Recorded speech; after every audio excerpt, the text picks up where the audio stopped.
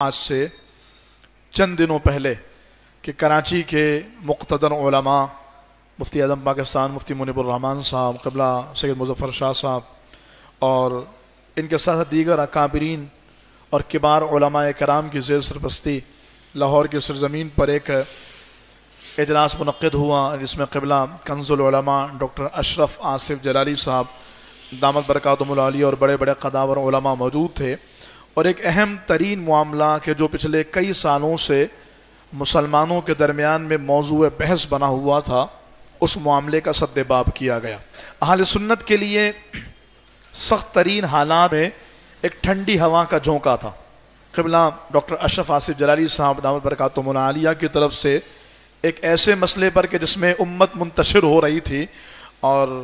امت کا شرازہ بکھر رہا تھا، اس میں ایک رجوع کا موقف سامنے آیا۔ پیر مہر علی شاہ صاحب کی کتاب تصفیہ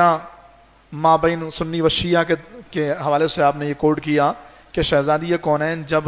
فدق مانگ رہی تھیں تو خطا پر تھیں۔ اس حوالے سے قبلہ کنز العلماء نے کہا کہ میری مراد یہاں خطا سے مراد خطا اجتہادی ہے، جس پر گناہ بھی نہیں ملتا، لیکن فرمایا کہ بندہ ناچیز ان الفاظ کو واپس لیتا ہے، کیونکہ شہزادی کونین کے لیے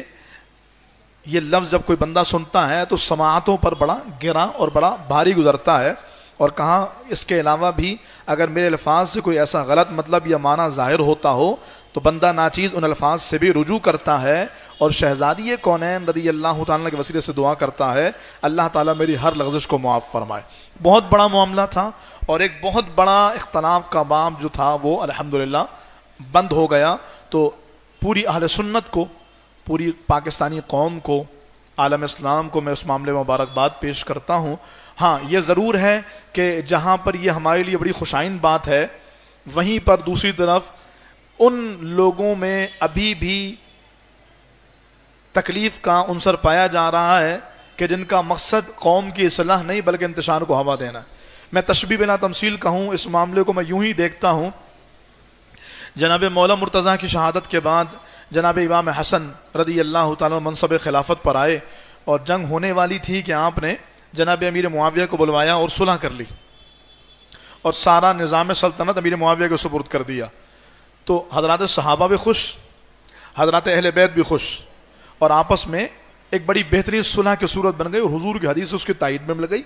لیکن اس وقت بھی اور آج بھی ایک طبقہ ایسا ہے جو اس صلح پہ خوش نہیں تھا اور اس کو تکلیف تھی۔ تو یقیناً ایسے لوگوں کو اپنے درمیان سے نکال کر ان کی طرف توجہ بھی نہ کی جائے، بلکہ اس معاملے پر اللہ تعالیٰ کا شکر ادا کیا جائے کہ اللہ تعالیٰ نے ایک بہت بڑے مسئلے کو عافیت کے ساتھ حل کر دیا۔ جن علماء کرام نے اس معاملے میں تصفیہ کا کام کیا، اللہ انہیں بہترین جزا دے۔